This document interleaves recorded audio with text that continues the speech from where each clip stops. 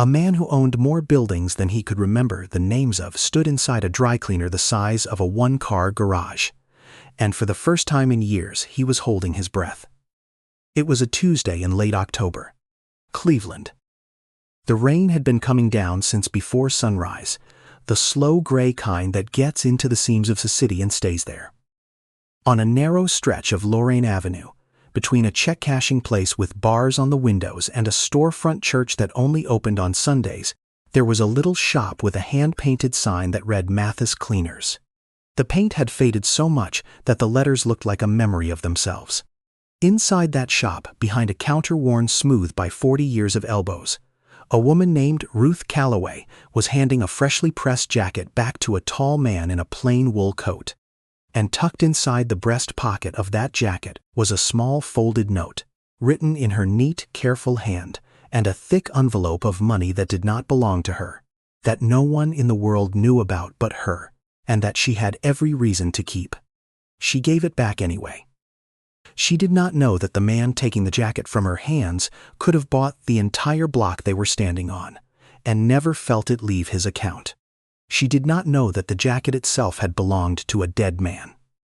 And she did not know that the few words she had written on that little folded note were about to reach down into that quiet man's chest and open a door he had kept locked for almost 30 years.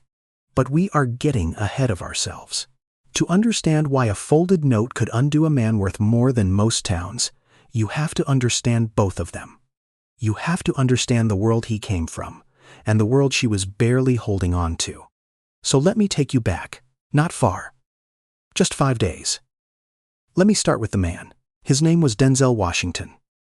Not the kind of name that turned heads in the neighborhoods he liked to spend his time in, because the people there did not expect a man worth that much to be standing in line at a corner diner ordering eggs and rye toast like everybody else. And that was exactly how he liked it. He was 61 years old. He had a full head of gray hair that he cut himself with clippers, because he could not stand sitting still long enough for a barber. He drove an 11-year-old sedan with a small dent in the rear door that he had never bothered to fix. He owned exactly 4 suits, and he wore the same brown leather watch his entire adult life, a watch that had cost $40 when he bought it and was worth nothing now except to him.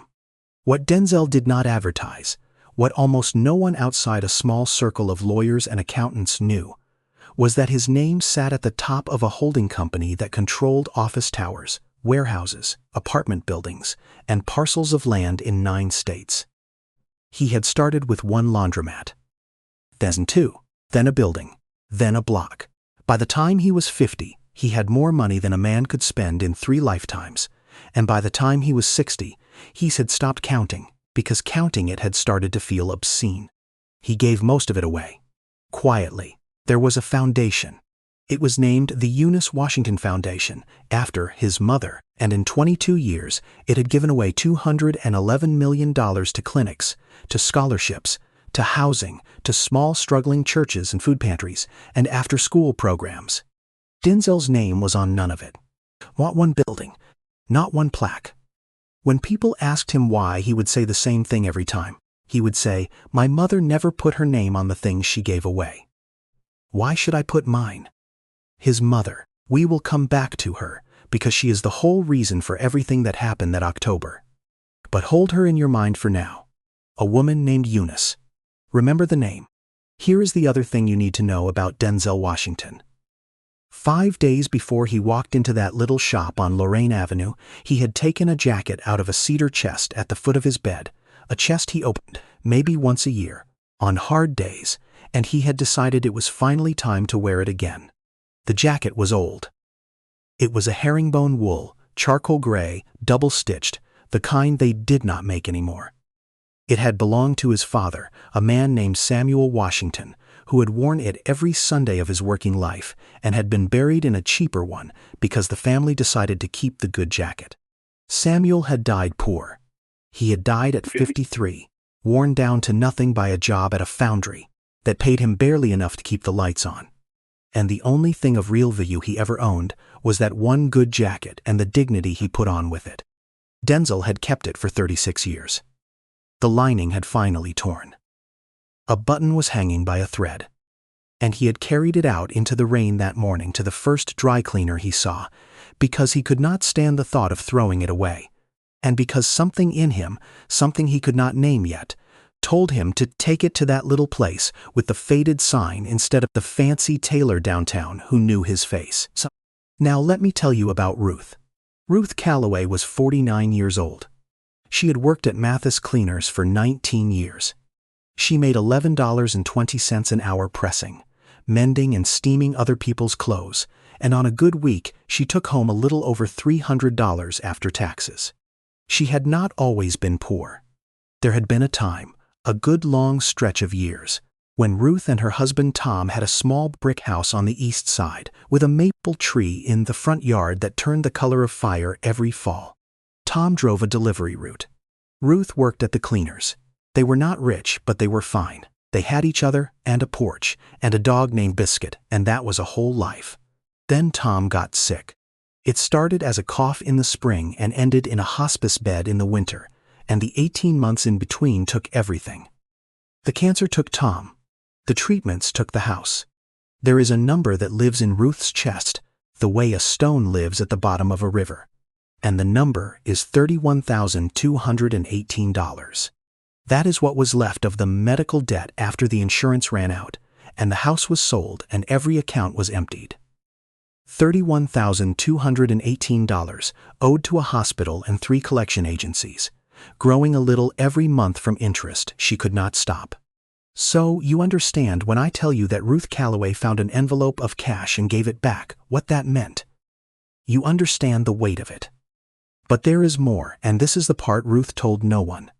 6 weeks before that rainy Tuesday, Ruth had come home from a double shift to find a new lock on her apartment door and her things in trash bags in the hallway. The landlord, a man named Del Pruitt, had decided he could get more rent from someone else, and he had used a missed payment, just one, as the reason. There was a process. There were laws. Ruth knew that. But fighting it meant lawyers and time and money, and she had none of the 3. So she packed what she could carry, put the rest in a storage unit she could barely afford, and she did the only thing a proud, exhausted woman with nowhere to go could think to do. She moved into the shop. In the back of Mathis Cleaners, past the rows of plastic-wrapped clothes and the big steam presses, there was a storage closet. It was not much bigger than a bathroom. Ruth had cleared a space and set up an army cot she bought for $11 at a surplus store. She had a hot plate, a small lamp, and a folding chair. She kept it spotless. She kept it smelling of laundry soap and the lavender sachet she made from scraps.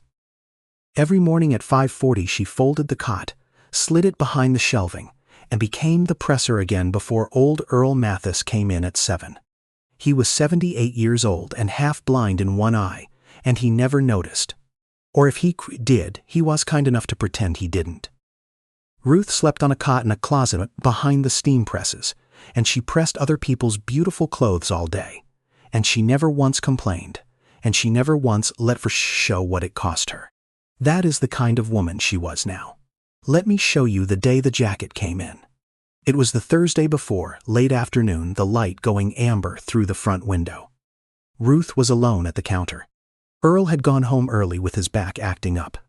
The little bell over the door rang, and a tall man in a plain wool coat came in out of the cold, carrying something folded over his arm with a care that told her, before he said a word, that whatever it was, it mattered.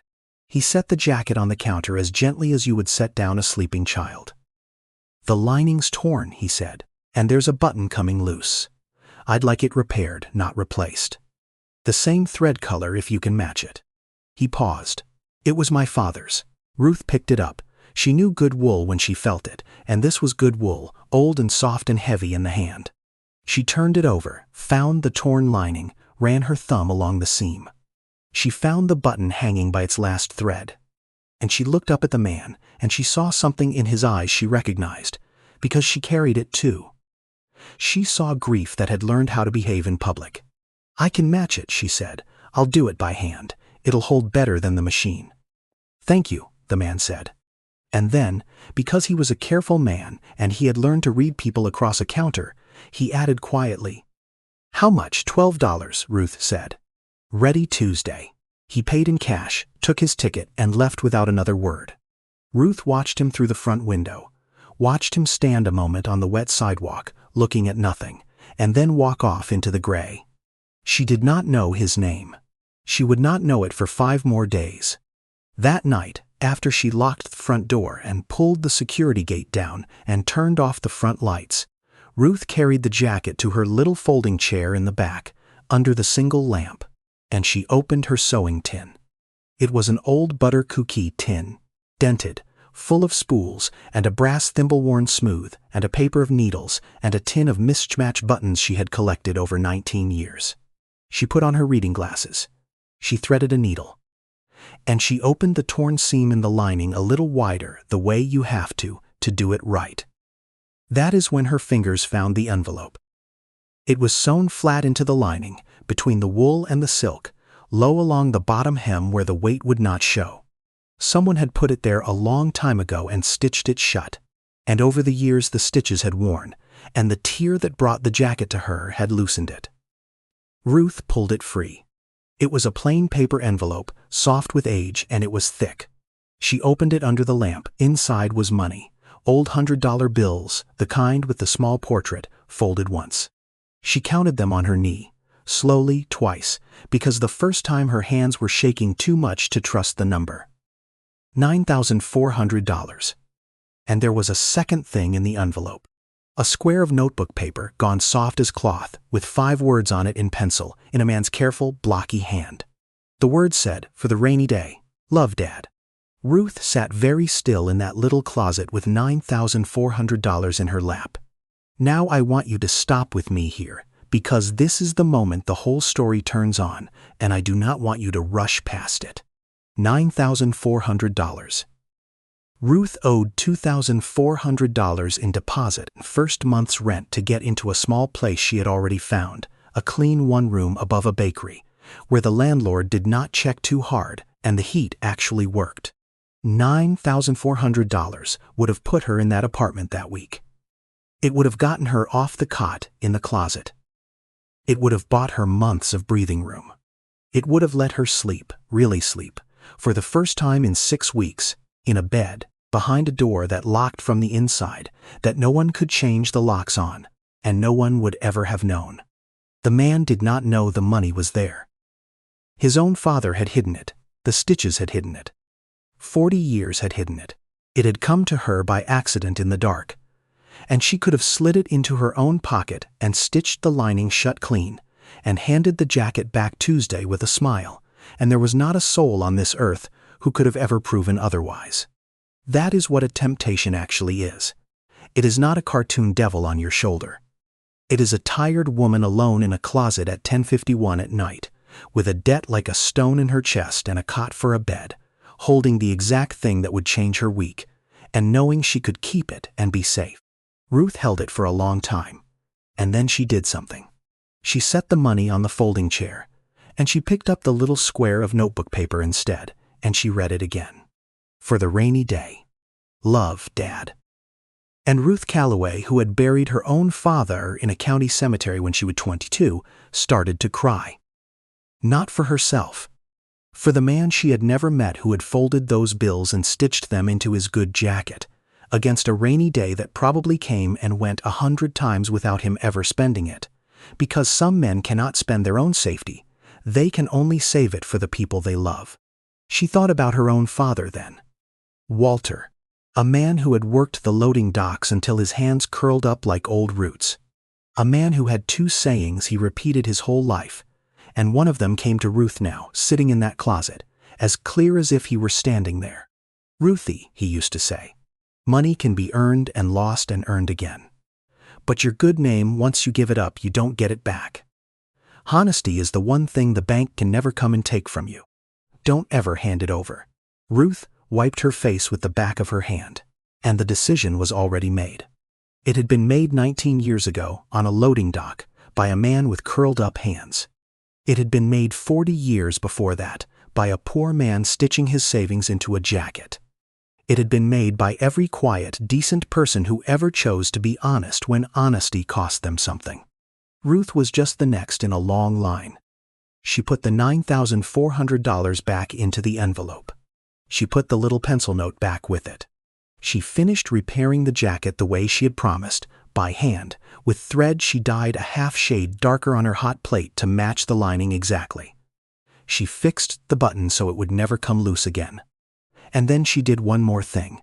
She tore a clean strip from her own notebook, and in her neat, careful hand, she wrote a note. It said this: "Sir, I found this sewn into the lining when I opened the seam to do the repair. I counted it, but I did not keep any of it. It belongs to you, not to me. I think it was meant for you a long time ago. I fixed the tear in the button while I was in there, and I'm not charging you for that part, because it didn't feel right to take money from a man for handing back what was already his. The little paper note was in there too. I think you should keep that most of all. Respectfully, R.C." She folded the note around the envelope of money. She tucked it deep into the breast pocket of the finished jacket, where he would find it but a careless person would not. She wrapped the jacket in clear plastic, hung it on the rack with his ticket pinned to it, and she went to bed on her cot $11 poorer than she could afford to be, because she had decided not to charge for the repair. And that, my friend, is where this story would have ended, if the man who came to pick up that jacket had been anybody else. He would have found the money, been surprised, been grateful, maybe left a tip, and walked back out in his wife. And Ruth Calloway would have gone right on sleeping in that closet until the day the shop closed for good. Because Earl Mathis was 78 and the lease was up in the spring, and the closing was coming whether anyone was honest or not. But the man was not anybody else. The man was Denzel Washington. And when he found that note, the small, careful words about handing back what was already his, and the line about not charging a man for his own things, something happened in him that had not happened in 29 years. Let me tell you what happened. Denzel came in to pick up the jacket on that rainy Tuesday morning at 9:40. Ruth was at the counter. Earl was in the back. The bell rang, and Denzel came in, and Ruth recognized him at once, the grief that knew how to behave, and she went to the rack and brought down the plastic-wrapped jacket and laid it on the counter. "All set," she said. "By hand, like you asked. The button won't come loose again." Denzel reached for his wallet. "What do I owe you?" "Nothing," Ruth said. "It's taken care of. There's a note in the breast pocket. Please read it before you go." Something in her voice made him stop. He peeled back the plastic. He reached into the breast pocket, and his fingers closed around the folded note and the thick envelope inside it. He drew it out. He unfolded Ruth's note first, and he read it, standing there in the gray morning light with the rain ticking against the front window. And Ruth watched the color leave the face of a stranger. His hand went to the envelope. He opened it. He saw the old $100 bills. And then he saw the small square of notebook paper, gone soft as cloth, and he read the 5 words on it, "For the rainy day. Love, Dad." In his own father's blocky pencil hand, a hand he had not seen in 36 years, and Denzel Washington, who had buried 2 parents and built an empire, and sat across the table from senators without blinking, put one hand flat on the worn counter of a little dry cleaner to keep himself standing up. He did not say anything for almost a full minute. Ruth did not rush him. She knew what grief looked like when it found you in public. When he finally spoke, his voice was not steady. "Where?" he said. "Where exactly was this?" "Sewn into the lining," Ruth said gently. "Down along the bottom hem. The stitches had worn out. That's probably what tore. I found it when I opened the seam." She paused. "I think your father put it there for you. I'm sorry it took so long to reach you." Denzel looked up at her then. He really looked at her, the first time he had looked at her face instead of across a counter. He saw a tired woman of about 50 in a faded smock, with chapped hands and reading glasses pushed up into graying hair and kind, exhausted eyes. He saw a brass thimble on a chain around her neck. And he asked her a question that surprised them both. "Why didn't you keep it?" Ruth did not even have to think. "Because it wasn't mine," she said simply, as if that were the whole of it. As if there were nothing else to say. But Denzel could not let it go. There was something he needed to understand. "Most people," he said slowly, "would have at least kept the cash. Nobody would ever have known. The repair you did beautifully. And you wouldn't even charge me for it. Why? And Ruth, who did not know she was talking to one of the wealthiest men in the state, who thought she was just talking to a sad man holding his dead father's jacket, told him the truth. My daddy used to say honesty is the one thing the bank can't come and take from you, she said. He worked the docks his whole life and never had much. But he never owed anybody an apology, and he never had to look away when somebody said his name. That was worth more to him than money, and he made sure it was worth more to me. She shrugged, a small tired motion. I don't have a lot, mister, but I've still got that. And I'm not handing it over for $9,400 or for anything else. Now I need you to understand what those words did to Denzel Washington, because to him they were not just nice with words. They were the words of a ghost, his mother, Eunice. I remember her. When Denzel was a boy, his mother had worked at a laundry on the east side, pressing and mending clothes for pennies, the same work Ruth was doing now in this very shop. And Eunice Washington had a habit that drove the laundry's owner half crazy. When a poor customer came in, a struggling mother, an old man in a threadbare coat, Eunice would mend their clothes for free and never tell them. She would just slip the work in, fix the lining, replace the button, take no charge, and tuck a little folded note into the pocket, signed with her initials, E.W. The notes never said much. Fix the hem, no charge. Stay warm. Things like that. Young Denzel to offisko as her orkai. They were poor too. They needed the pennies as much as anybody. And his mother would say, baby, when you do a kindness, you don't sign your whole name to it and stand around waiting to be thanked. You sign it small and you let it go, and you trust it to do its work without you watching. The good you do quiet is the only good that's really yours. Eunice Washington died when Denzel was 32, before the money, before any of it. And on the last night of her life, in a hospital bed she had been moved to from a hallway, she had held her son's hand and made him promise her one thing. You're going to do well, baby, she had said. I can feel it. You've got it in you. But money's going to find you, and money changes a man if he lets it, so promise me. When you've got it, you find the ones who still do it the old way, the quiet way, the ones who do right when nobody's looking and don't ask for a thing. You find them, Denzel, and you lift them up. Because nobody ever lifted us. Promise me. And he had promised. For 29 years, Denzel Washington had kept that promise the way you keep a promise you do not quite know how to keep. He had given away $211 million. He had funded clinics and scholarships and put thousands of strangers through college, and never once put his name on any of it. He had done so much good, quietly, that you would think the promise was more than kept. But standing in that little shop, holding his father's hidden savings in one hand and Ruth's note in the other, Denzel realized something that shook him to the floor. He had been doing the good. But he had stopped looking for the people. He had been writing checks to organizations and letting committees pick the names. He had not, in years, stood in front of an actual living person who did right when nobody was looking, and seen them with his own eyes the way his mother meant. And here she was, a woman pressing clothes for $11.20 an hour, who found $9,400 in the dark and gave it back, and refuses to charge $12 for the work, and tucked a small note into the pocket signed with her initials, R.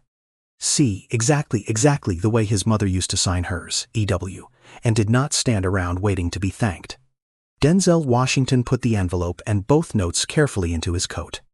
He looked at Ruth Calloway for a long moment, and then, in a voice that he kept very level because he did not trust it otherwise, he said, "Thank you. You have no idea what you've given back to me today. It is so much more than money." He paused. "I'm going to think about how to thank you properly. May I come back?" "You don't owe me a thing, mister," Ruth said. "Honest." "I know," Denzel said. "That's exactly why I'm coming back." And he left. But he did not go home. Here is the part of the story Ruth did not see. Here is what a quiet, observant man does when his mother's voice has just reached him from across 30 years. Denzel walked half a block in the rain and sat down in his 11-year-old sedan, and he did not start the engine. He sat there. He looked at his father's note again. And then he made a phone call to a woman named Loretta Hayes, who had been his assistant and his right hand for 20 years, and was about the only person who knew the full size of what he was. "Loretta," he said, "I need you to find out everything you can about a woman. Quietly. Her name is on the ticket. Ruth Calloway. She works at Mathis Cleaners on Lorraine. I don't want anything done to her or for her yet. I just want to understand her life, where she lives, what she's carrying. This one matters." And then, instead of driving away, Denzel did something a man like him almost never does. He waited. He moved his car down the block where he could see the front of the shop, and he watched. He watched all that gray afternoon. He watched Ruth through the front window, pressing, steaming, carrying clothes, smiling at customers, handing an old man his shirts and waving away the coins he tried to leave. He watched Earl Mathis lock up at 6 and shuffle off to a bus stop, and he watched at 6:10 as the front lights went off and the gate came down. But Ruth did not come out. Denzel waited. 15 minutes. 30, an hour. The shop stayed dark and Ruth Calloway did not come out, and a cold understanding began to creep up the back of his neck. He got out of his car and he walked around to the alley behind the row of shops, the way you do when something is wrong and you have to know. And there, in the back window of Mathis Cleaners, behind the bars, he saw a single faint light. A small lamp.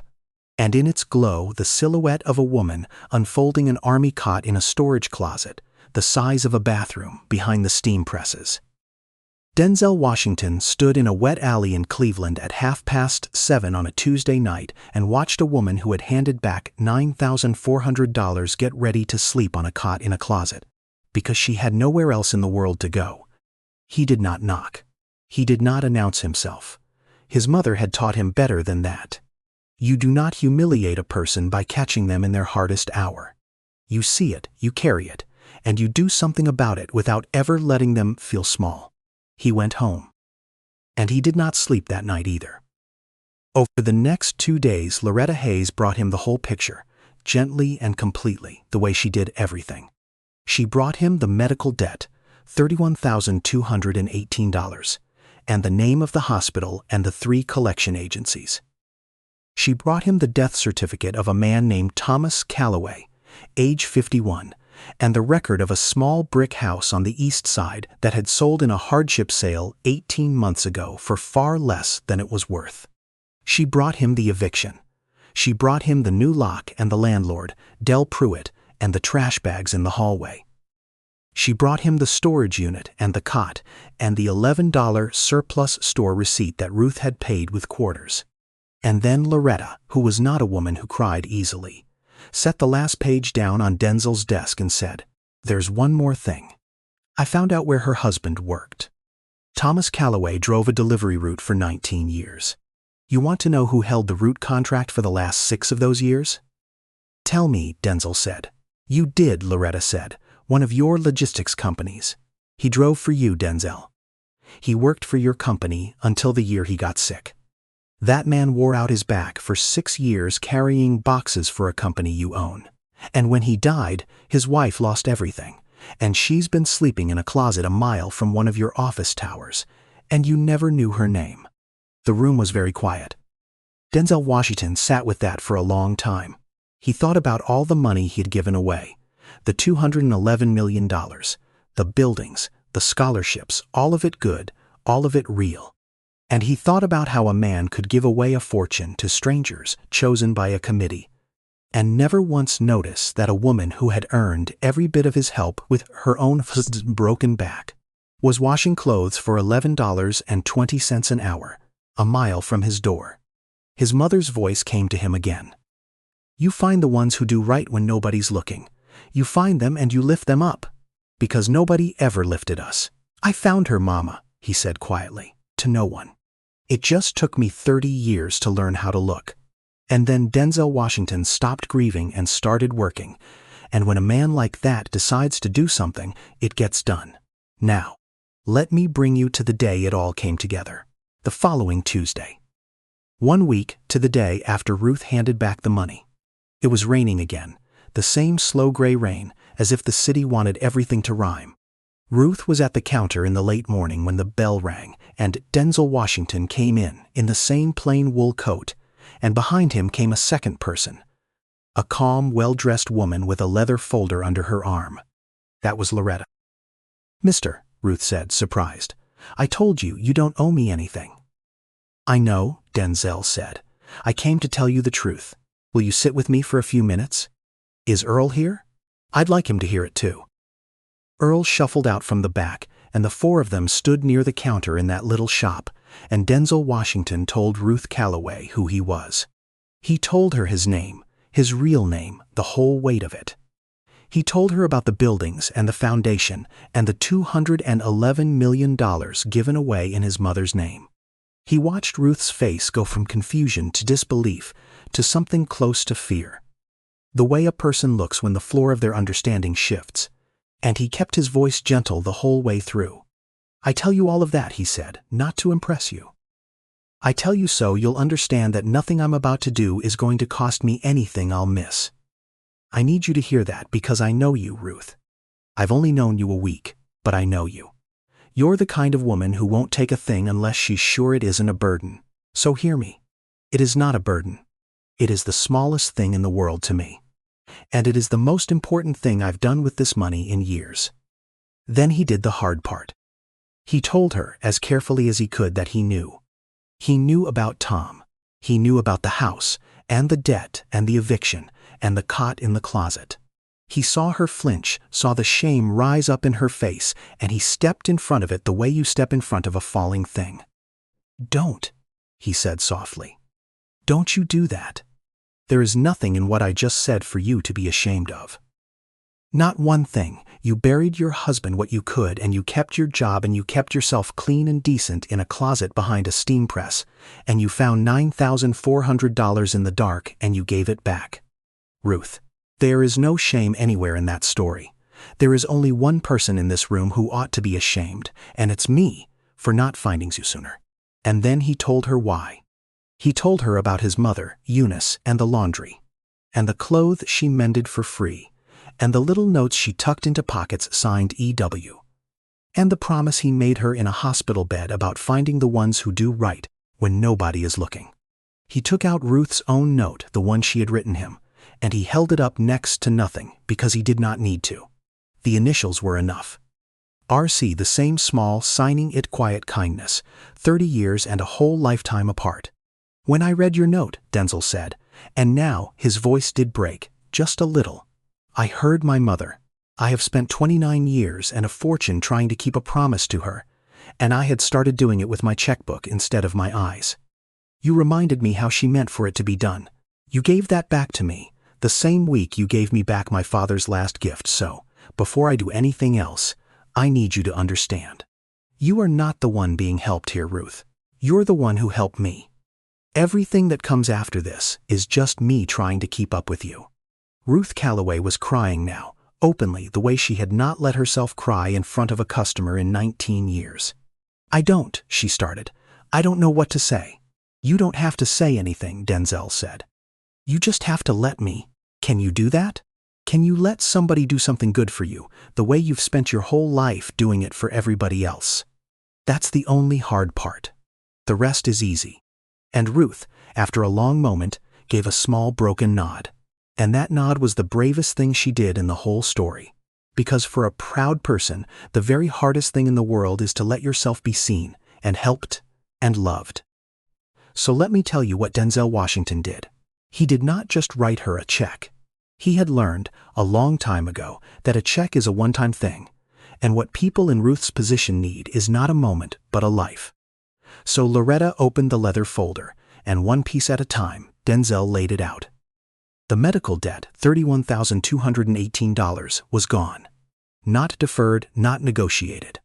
Paid in full, all of it, the hospital and all 3 collection agencies, the paperwork already signed. Ruth would never get another one of those letters again, as long as she lived. The eviction was being challenged by his lawyers at no cost to her. And the landlord, Del Pruitt, who it turned out had done the same illegal thing to 4 other tenants, was about to have a very educational year. But Ruth would not be going back to that building anyway, because there was the clean little place above the bakery she had already found. The one with the heat that worked, and the deposit and a full year of rent were paid. And the keys? real keys, to a door that locked from the inside and that no one could ever change the locks on, were in an envelope in Loretta's folder with Ruth's name on it. But Denzel was not finished, and here is the part that mattered most, because this is the part that was not charity. This is the part that was a future. Earl Mathis was 78 years old, and the lease on the shop was up in the spring, and he had been quietly dreading the day he had to tell Ruth the place was closing.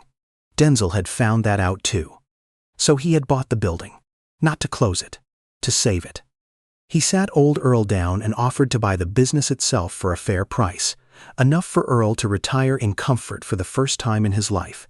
And Earl, who loved Ruth like a daughter, agreed on one condition, which was exactly the condition Denzel was hoping for. "The shop is yours now, Ruth," Denzel said. "Not as a gift, as a job and a future and your name on the sign.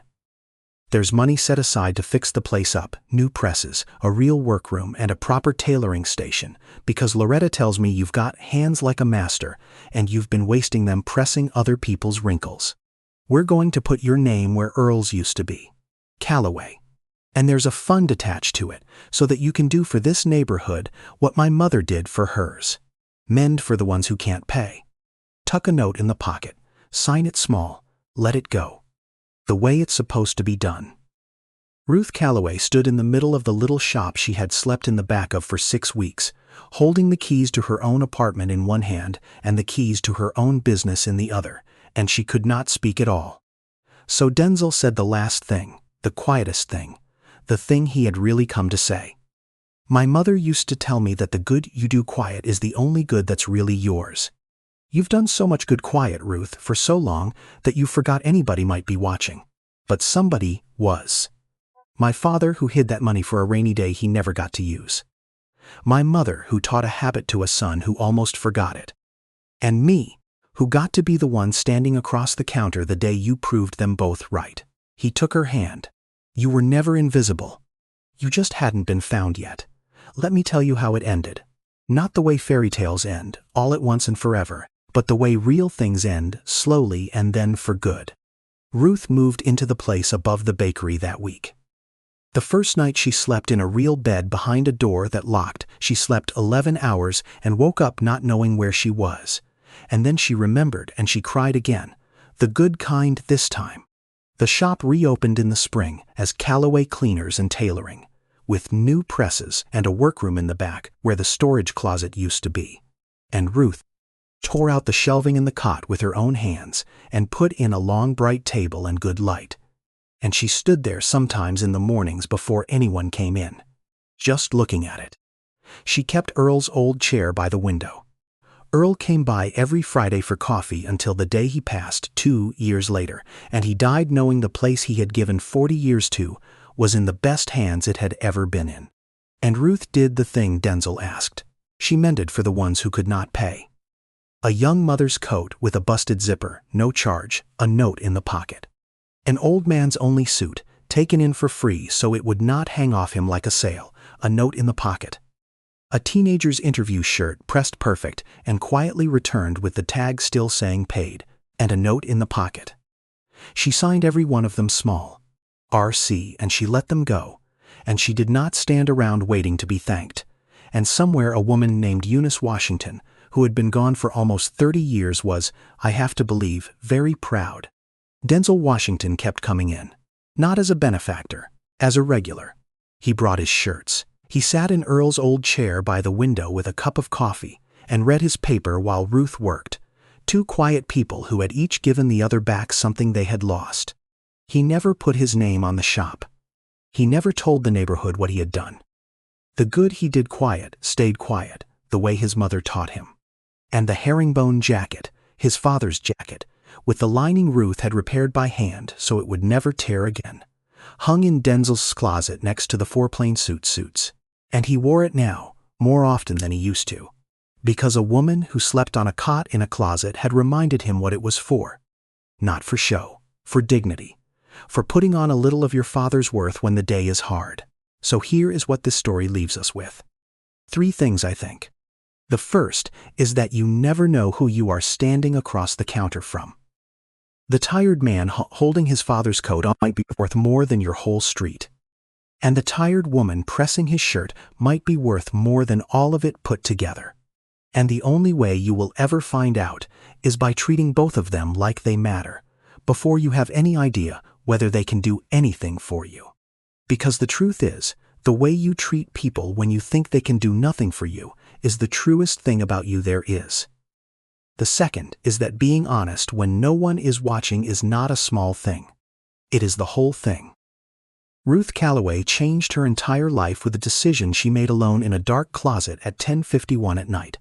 A decision she was certain no one would ever know about. She was wrong about that. Somebody always knows. At the very least, you do. And the person you have to live with every single day, for the rest of your life, is you. And the third is the one Eunice Washington spent her whole life trying to teach. The kindest thing you can do for a struggling person is not to pity them. It is to see them. To notice the dignity they are holding onto with both hands, and to honor it, and to lift them up in a way that lets them keep it. Denzel did not rescue Ruth. He saw her. And then he got out of the way and let her become what she had always been, which was a master with kind hands and an honest name, finally given the room to be it. So let me leave you the way I always do, by asking you something. Has there ever been a moment in your life when you could have kept something that wasn't yours, and you gave it back, and nobody ever knew but you? Or has there ever been a stranger who saw you, really saw you, on a day you felt invisible, and changed everything without asking for a thing in return? Tell me in the comments. I read everyone. I want to hear your story. If this story reminded you that healing is quiet, and that being seen can save a life, share it with someone who is carrying something heavy today. Every person you pass may be slowly finding their way back, one small task at a time. And sometimes the kindest people are the ones who notice us long before we notice them. Ask for nothing, and change everything. Like this video, subscribe to our channel, and turn on notifications, because the next story might be the one someone needs to hear. We'll see you then. Before you go, one honest word from me to you. This story is a work of fiction. Ruth Calloway, Earl Mathis, the shop on Lorraine Avenue, and every event in it came out of my imagination and are not real. The benefactor in this story carries the name Denzel Washington as a storytelling choice for this channel, and he is a fictional character. He is not meant to be, and should not be taken as, the real person who shares that name or any real individual living or dead. Any resemblance is entirely coincidental and unintended. And here is why this one stayed with me while I was writing it. I keep coming back to that moment in the dark, the cot, the lamp, the $9,400 in her lap, and nobody in the whole world watching. I think most of us will face a version of that closet at some point. A quiet moment where doing the right thing costs us something real, and nobody would ever know if we didn't. I wanted to write a story where the person did right anyway and was found, because I have to believe that more of them are found than we ever hear about. Thank you for sitting in that closet with Ruth for a little while. I hope it stays with you the way it stayed with me.